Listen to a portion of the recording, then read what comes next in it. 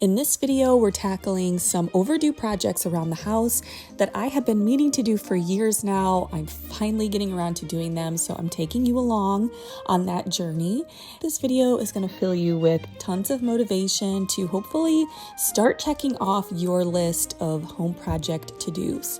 So keep watching to see how completing these projects ends up transforming a few spaces around my house, both inside and out. We're starting in the foyer with this radiator. This large brown radiator has been the focal point for far too long. It's unfortunately not a gorgeous, ornate radiator that you sometimes see in Victorian homes. Instead, it is very plain and very dark brown. So my goal is to have it blend in with the walls and just kind of exist, instead of trying to steal all of the attention of the beautiful woodwork and the decor that I have in this room. So believe it or not, but I have had the paint for this radiator for over a year, and we are just now going to get around to painting it and having it just kind of seamlessly flow with the walls. So watch how this transformation completely makes this room feel more bright and airy. The color I am using is called Wind's Breath by Behr, and it's in a satin finish. This is actually the color that I used to stencil the walls here in the foyer. I have a 2-part video series on the foyer makeover using the stencil for the walls if you want to watch that next. I'll go ahead and have it linked down in the description below.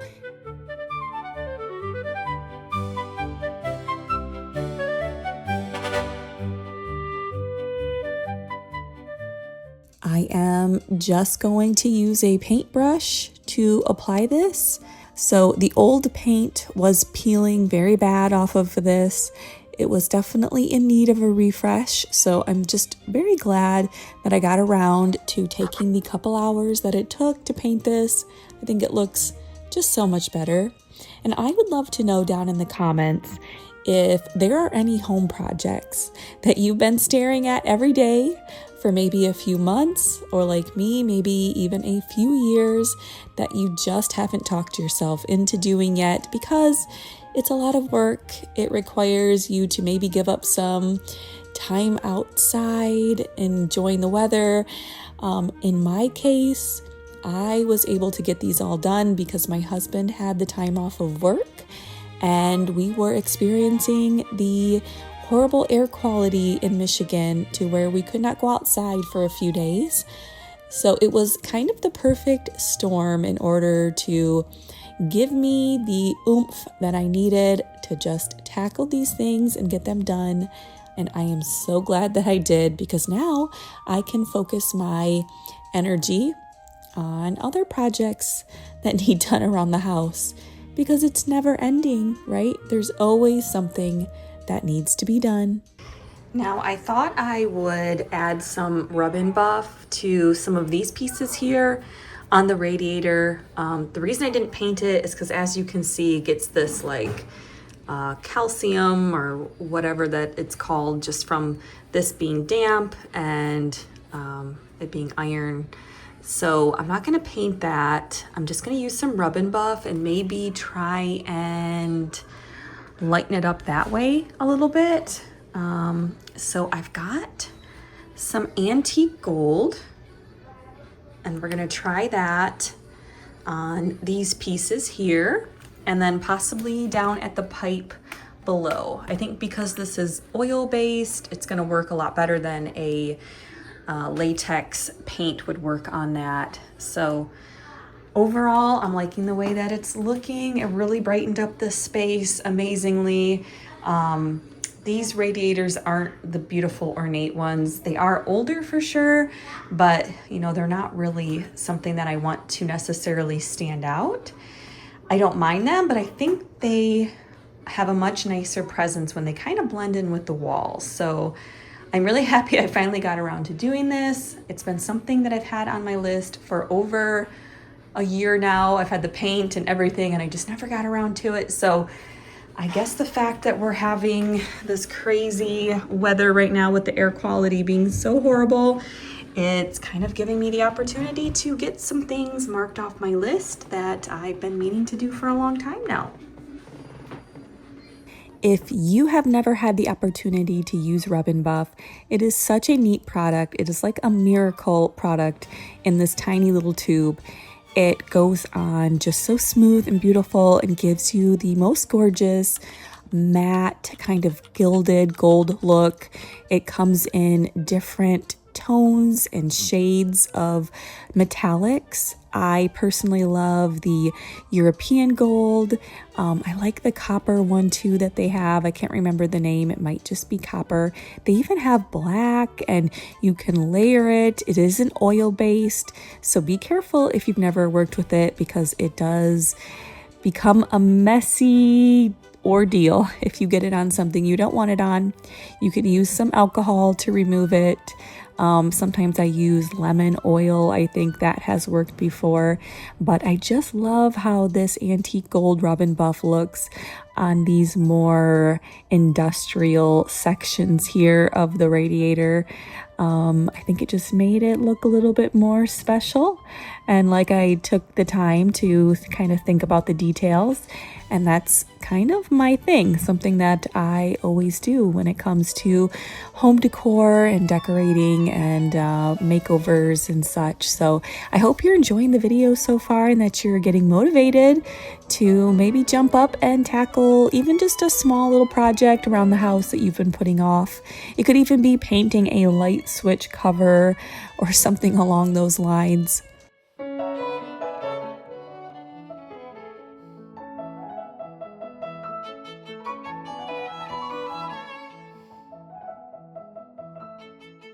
The next home project that we are tackling is the living room ceiling, and this has been driving me crazy for probably 5 years, staring up at this every day, how stained and yellow and just greasy looking it was. But of course, the idea of painting this ceiling it was just something that I had to really mentally prepare myself for and really, really be in the mood because I knew it was going to be a ton of hard work. And of course, it was just the edging alone around all of these beams in here took forever. And these being taller ceilings, having to go up and down the ladder and use the long pole extension for the roller. It was a lot. I did it all myself. It took me 2 days. But oh my goodness, it just looks so much cleaner now and fresh. I swear the ceiling was like 2-3 shades darker of a yellow, and I don't think they have ever been painted. It has a layer of like a wallpaper over top. And yeah, I don't know if people used to smoke in here or what, but there were some grimy stains on here. So I did 3 coats of pure white matte ceiling paint, and yeah, I'm so happy I did it. It was a lot of work. It was hard on my body and everything, but definitely it needed to be done for sure.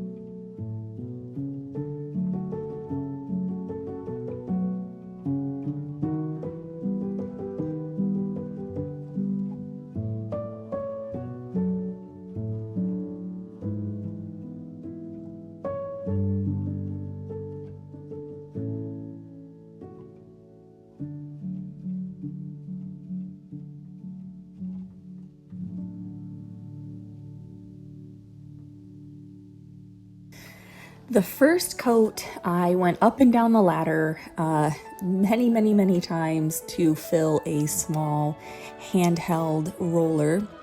And I think I did that just to get like that instant impact of seeing it, a couple shades lighter right off the bat to help kind of keep me motivated. So that's what I did the first time around. And then the third time around, I did a roller on a very, very long pole. And it was definitely quicker because I didn't have to go up and down the ladder so many times and refill my small roller so many times like I was doing before. But it was much harder physically to hold the pole up and try not getting it on the beams. And then my neck, of course, you're cranking your neck up so much more. So yes, my neck was very sore the next day. My whole body was very sore. But I'm sure you saw in the footage how just the one coat was significantly lighter than what the ceiling was originally. Do you like to paint? And what do you think about painting ceilings? Is that something you would hire out, or do you just do it yourself? I'm always interested to know how many people tackle the paint projects in their own home and how often you refresh the paint in your house.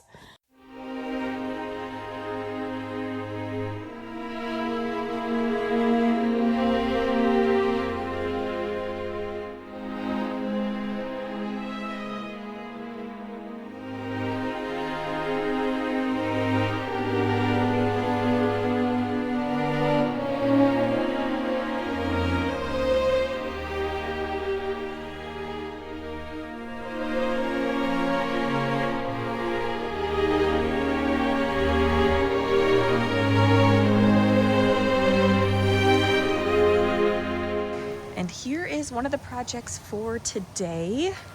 I am going to be creating this boxwood hedge in this original little flower bed that they probably made early on when the house was first built. So it's a good 120 maybe years old.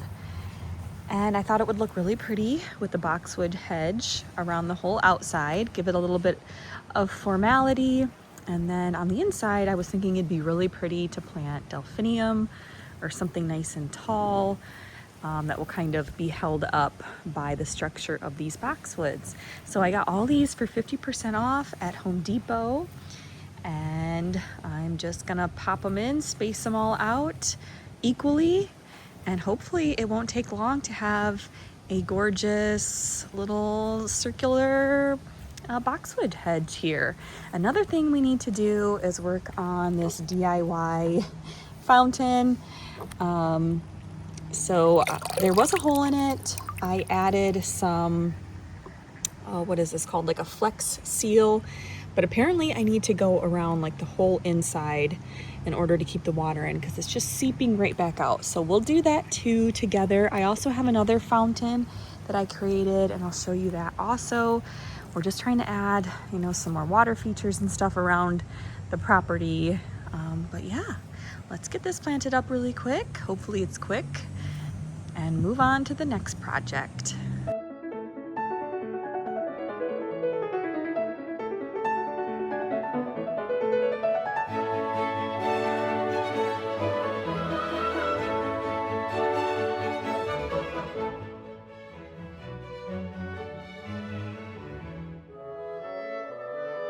So my first initial plan of attack was to use my auger to create holes all around the perimeter that we would place the boxwoods in.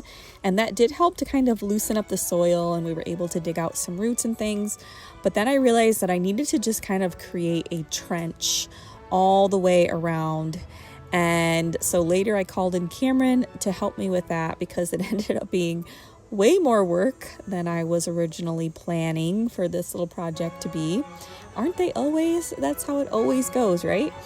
So you'll see later, but we dig up like, I don't know, a whole tower's worth of dirt eventually. And then we were able to put every boxwood in and kind of, I think I backfilled with some compost to amend the soil just a little bit, but it is sandier soil right here, and I think the boxwood will like that because it'll help the soil to stay well draining. So I would love to know, are any of you gardeners? Like, is it a huge passion or just kind of a pastime? Let me know down in the comments. All right, we have them in. They're all about 13 inches apart. Now we're going to fill. Look at all that dirt. That's a lot of dirt.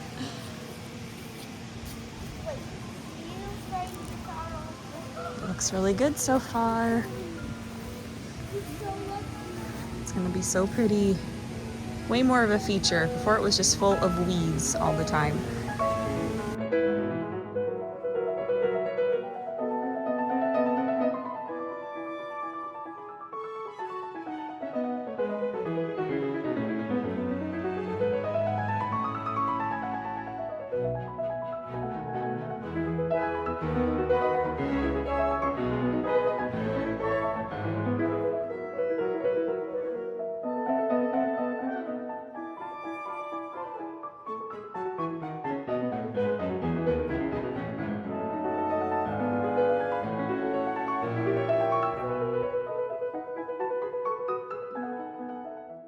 So now we're preparing to put the bird bath back in place.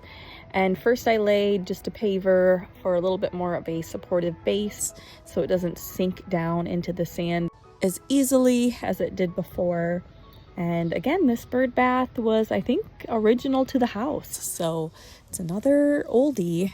Maybe one day I would love to get like a really beautiful, ornate, like 3-tiered fountain for this space. But for now, we're going to just use what we already have.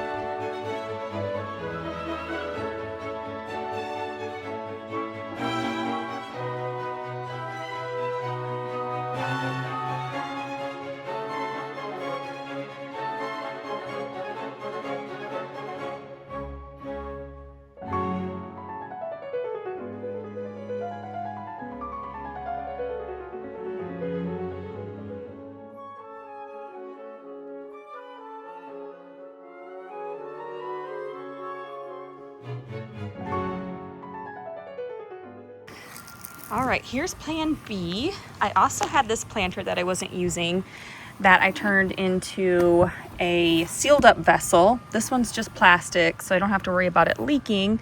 I thought actually what would look pretty eventually is if I could glue some stones or something onto this.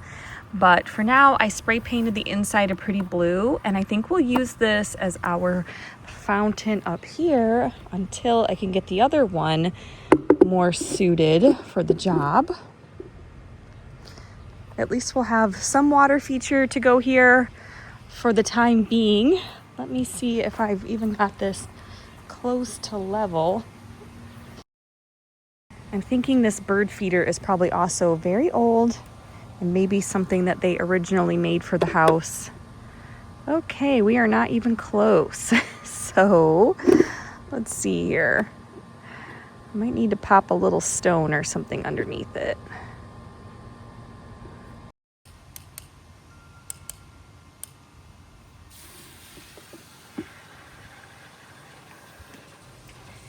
And these are the little solar fountains that I like to use. I get these off of Amazon.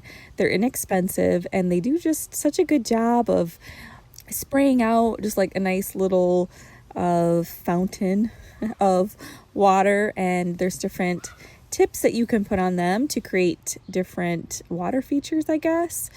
And yeah, I'll have this link below for you. I've got a couple of them. I think they're just really fun.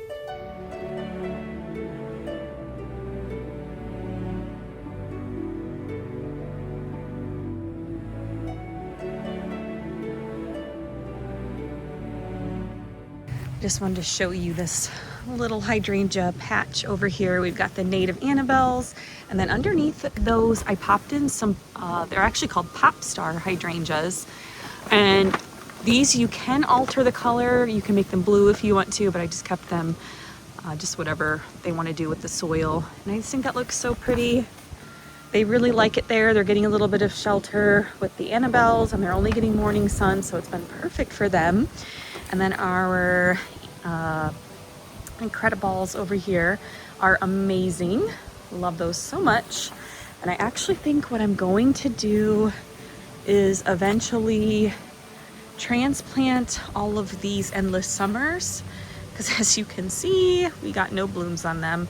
They're just not protected enough, and I just don't know if I want to fuss with caging them up and doing everything you need to do to protect them in the winter. So I'm thinking maybe a new location would be best for these, and I just think maybe I'll just do the Incrediballs up here